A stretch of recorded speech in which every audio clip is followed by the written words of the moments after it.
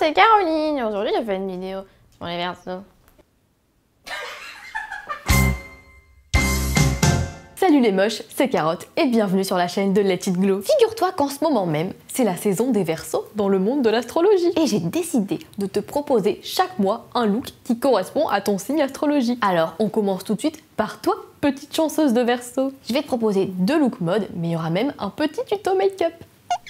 Fait par une personne dont on se demande vraiment qui c'est Lucie. Mais avant, je te propose de revenir un peu sur ce qui caractérise les Verseaux, puisque c'est ce qui m'a inspiré ces looks finalement. Propulsé par mademoiselle.com. D'après les informations que j'ai recueillies de ci de là, les Verseaux sont des personnes très indépendantes et en quête de liberté. Ce sont des humains qui s'adaptent facilement à toute situation imposée. Bref, des gens tout-terrain. Bravo! Ce sont également des personnes curieuses et originales, mais également imprévisibles, anticonformistes et opportunistes. Ils sont aussi sociables, bien entourés et solidaires. Vous êtes cool! Les couleurs principales des Verseaux sont plutôt les bleus et violets, mais je propose de pas forcément complètement s'enfermer dans ces 2 couleurs-là. Évidemment, tous ces traits de personnalité sont valables seulement si tu crois à l'astrologie. Sinon, tu peux juste prendre ça comme une inspiration mode, comme je le fais là maintenant. Et ben c'est parti pour les looks!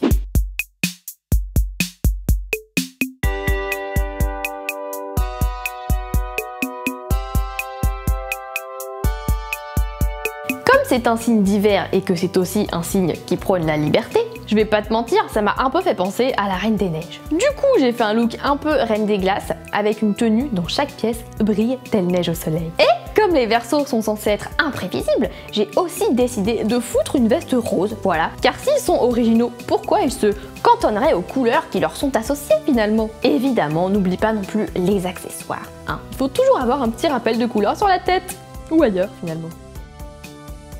Si tu te demandes d'où viennent toutes ces fringues, sache que j'ai trouvé la majorité en friperie. Et ceux que tu peux trouver en magasin seront dans la barre d'infos.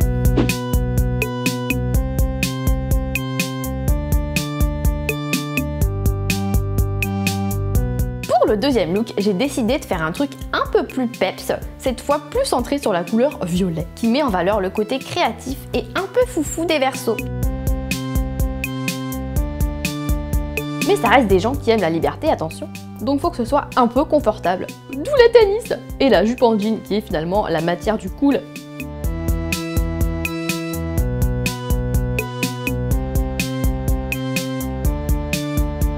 Maintenant, tu as peut-être repéré le fabuleux make-up qui souligne mes pupilles. Et tu te demandes comment diable le réaliser? Personne dit comment diable en 2020, mais c'est pas grave. T'inquiète, je ne te laisse pas tomber et t'explique tout. Ou plutôt, Lucie t'explique tout. Camille, TG, on tourne!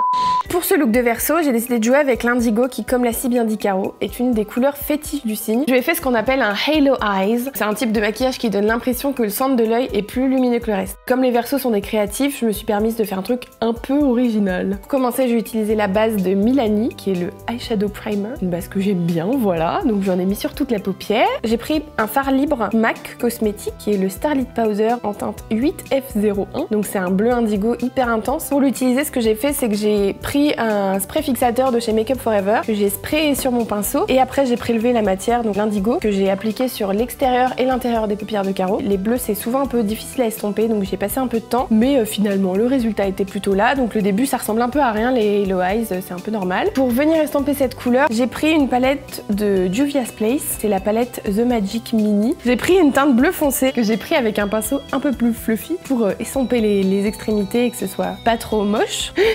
La meuf sait vendre son maquillage, hein.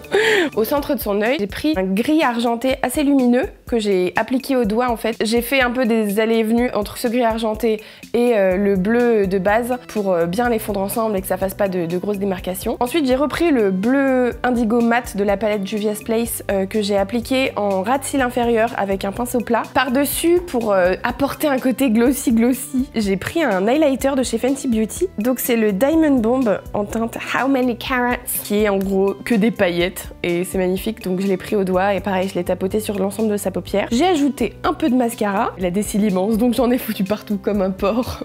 Mais j'ai rectifié ça juste après avec un petit goupillon. Le mascara, c'est un mascara de chez Tarte, c'est le Light Camera Lashes. Pour le teint de Caroline, je lui ai choisi le fond de teint hydratant de chez Fenty Beauty, le Pro Filter. Donc c'est la teinte 140 transparente. Je trouvais que c'était un presque perfect match que j'ai appliqué avec une éponge de chez Real Techniques. Pour réchauffer un peu son teint, j'ai pris un blush que j'ai appliqué sur ses joues car c'est là qu'on met le blush.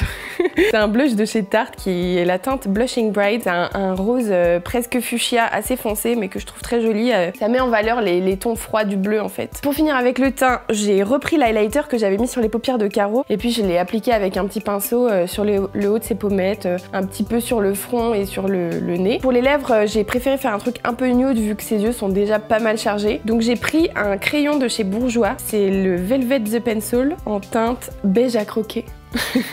Que j'ai mis sur toutes ses lèvres. Pour apporter un tout petit peu de dimension à ses lèvres, j'ai pris le liquide mat de Too Faced en teinte Sugar Cookie que j'ai appliqué au doigt, que j'ai un peu estompé avec le rouge à lèvres Bourjois. J'ai rajouté un gloss un peu transparent pour un peu de lumière. Puis voilà, Caroline is beautiful.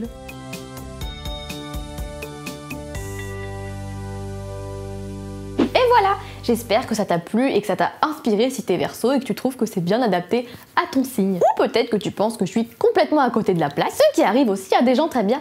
Dis-moi dans les commentaires de quel signe astrologique tu es toi et j'ai hâte de te retrouver pour le prochain signe qui n'est autre que les Poissons. Et surtout, n'oublie pas que c'est en apprenant qu'en faisant. Bye! Abonne-toi. Abonne-toi.